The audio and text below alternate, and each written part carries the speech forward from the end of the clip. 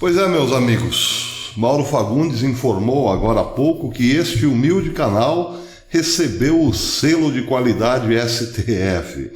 Eu postei isso no Twitter em tom de brincadeira, mas é isso, nós estamos na lista de youtubers no inquérito da CPMI das fake news.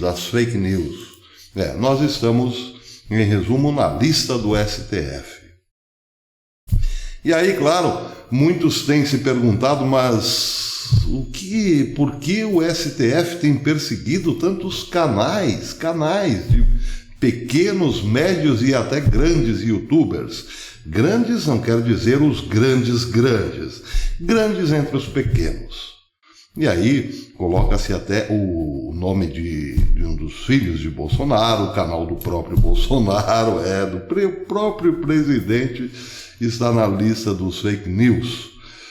Muita gente se pergunta, mas por que essa perseguição? Bem, para entender mais ou menos o que está acontecendo, é preciso entender o próprio STF, não a instituição, mas o corpo que a compõe no presente momento.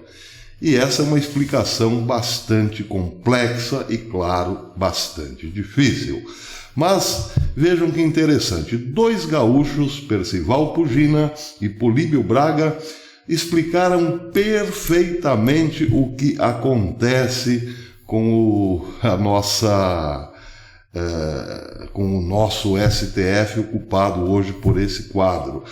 Conseguiram eles explicar de modo simples, compreensível, o que é o STF a partir de seus quadros.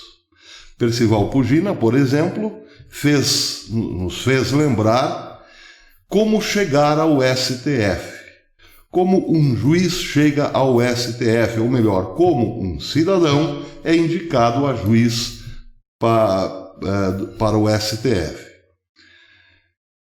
Em tom um tanto irônico, ele disse: não pela competência, não pelo histórico, mas pelo amor demonstrado ao governante de plantão.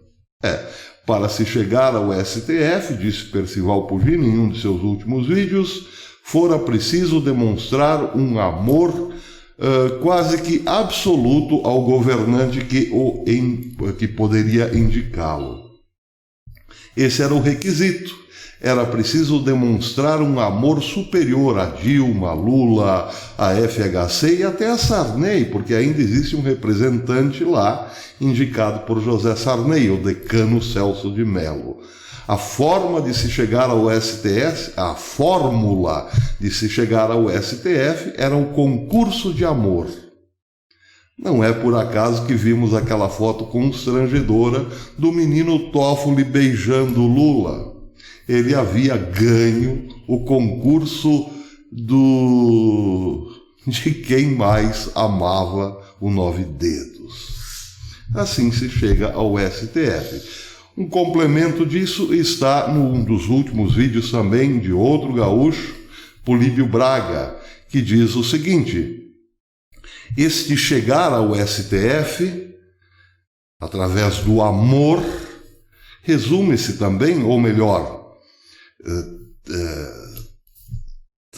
traduz-se também na aposta ou na defesa incondicional de um projeto de poder.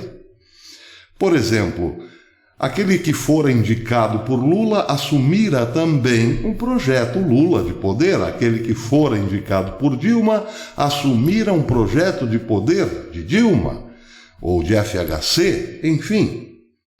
O juiz que venceu o concurso de quem mais amava o seu governante passou a ser também o defensor do projeto de poder desse governante que o havia indicado. E isso quer dizer, nas palavras de Políbio Braga, o seguinte: todos esses magistrados que fazem parte hoje do STF estão lá na defesa de um projeto de poder que já não ocupa a cadeira presidencial. Daí porque este grande conflito. 11 juízes querem trazer de volta à presidência o projeto de poder que lá os colocou. Só que Políbio Braga acrescenta algo fundamental a essa história, ou melhor, a história desse conflito. Ele começou lembrando um artigo de Fogaça, que dizia o seguinte: este governo, o governo Bolsonaro, foi responsável pela maior ajuda financeira ao povo na história do Brasil. Agora, com essa ajuda emergencial que começou com R$600. Ninguém na história do Brasil conseguiu um repasse de verbas deste montante num momento de crise ao povo brasileiro, principalmente ou especialmente aqueles menos favorecidos. Ninguém. Apenas Bolsonaro foi capaz disso, segundo o texto de Fogaça, ao que completa Políbio Braga com uma pergunta fundamental: como foi possível fazer isso? De onde veio o dinheiro? Pois é, ele mesmo responde: veio daquilo que foi economizado com o fim da corrupção governamental. Bolsonaro estancou a veia por onde jorrava a seiva econômica do país, cortou a corrupção, e aí sobrou dinheiro para a maior assistência que esse país jamais viu ao pobre, ao miserável, ao desprotegido e assim por diante. Esse é um dos países mais ricos do mundo. Só que nós, parece, estamos sentados maltrapilhamente sobre uma montanha de ouro. Por isso, até agora, não nos equiparamos a nações ricas como Austrália, Nova Zelândia, Japão, Estados Unidos. Porque, embora sentados sobre uma montanha de ouro, este ouro sempre foi canalizado para poucos, para oligarquias que nos deixaram à margem enquanto eles acumulavam fortunas incalculáveis. Mas, de repente, um ponto fora da curva chega ao poder e diz: basta, acabou a corrupção. Enfim, acabou o projeto de poder que colocou 11 juízes do Supremo a legislarem em causa própria, perseguirem o executivo, fazerem trabalhos de polícia. Pois é, aqueles juízes odeiam Bolsonaro, evidentemente, porque este estancou o cano da corrupção, colocou-lhe um torniquete, daí porque sobrou dinheiro para ajudar o pobre. Nisso, ou por isso, é imperdoável um presidente honesto. Lá no Palácio do Planalto, é imperdoável um homem honesto. Daí o porquê desta terrível briga entre um poder que quer suprimir o outro, um ataque frontal e diário contra o presidente Bolsonaro. Foi por água abaixo aquilo que sustentava projetos de poder do passado, de Sarney, Fernando Henrique, Lula, Dilma e Temer. E é por isso, somente por isso, que esses juízes estão atacando violentamente, rasgando a Constituição, com ordens, decretos monocráticos ilegais, inconstitucionais, os defensores de Bolsonaro.